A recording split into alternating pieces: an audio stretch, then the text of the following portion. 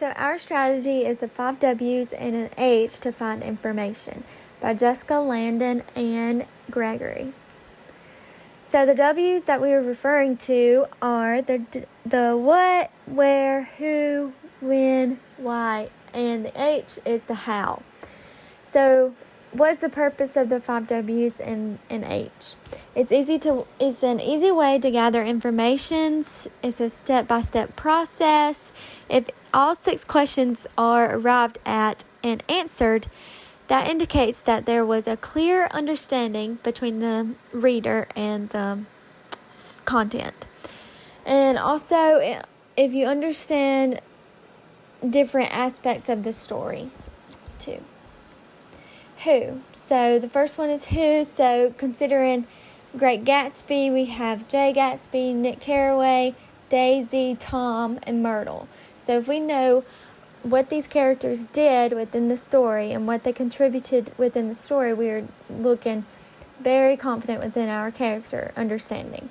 So the who is asking who is in the story, what did they do, and all that good stuff. So if you know that, you have a clear understanding of the characters throughout the story. And then we have what. So what happened? Asking what is the plot of the story. Knowing the plot of the story will show a true understanding of each section of the story. And it shows what led up to the conclusion or the ending. So right here we have a little chart. So the exposition A is the beginning. What happens at the beginning?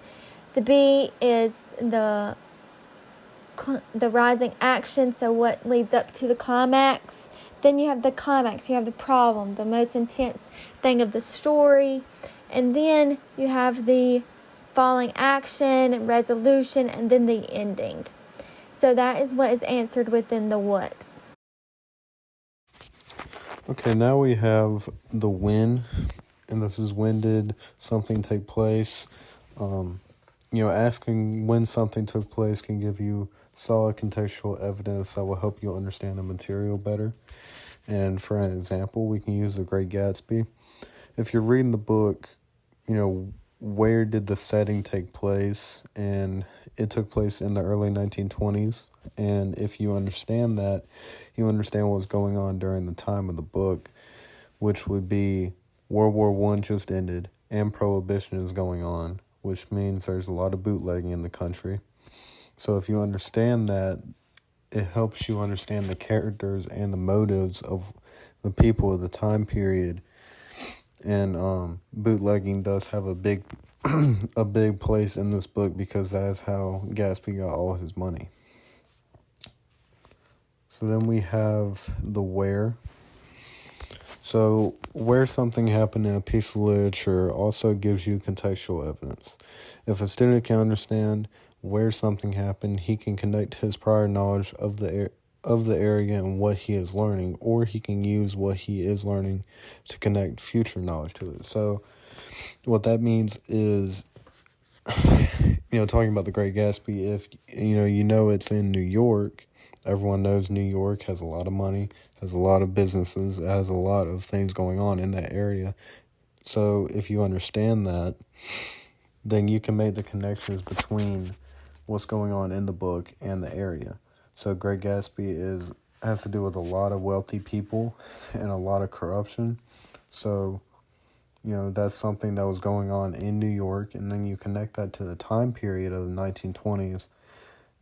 Those two things connected really helps you understand and connect in your mind the plot of the story. So using this part of the strategy allows students to engage in geography, which some students heavily enjoy and allows them to visualize what the setting of the story is. So then we have the final W, which is why. And I think this is one of the most important parts of understanding literature. You always want to understand why the plot is happening, why is something going on. So the way I've come to understand it is all of the W's before, the where, the when, the what, the who, all these things come together and help you understand why something happens. So for example, with The Great Gatsby, I used Gatsby being killed by George Wilson, if a reader reads through the entire book and he understands the setting, he understands the plot, then he understands why Gatsby was killed by George Wilson. He was killed because George Wilson's wife Myrtle was killed by a car that was driven by somebody else, but the car was Gatsby's. So Wilson thought that the person who killed his wife was Gatsby, so to get revenge, he comes and kills Gatsby. The why in this strategy is vital for seeing if the student truly understands the plot of the story. If a student does not deeply understand the rest of the W's, they will struggle to explain in depth the true reason as to why something happens in the story. So as I previously stated, it's just really important that everything is brought together in the why. And if you really understand the plot and you understand everything else that's going on, you understand the why something happened. How did it happen? When considering the information that is being presented, how is always a question to ask. When considering how to use how with The Great Gatsby, students are able to ask, how did this happen?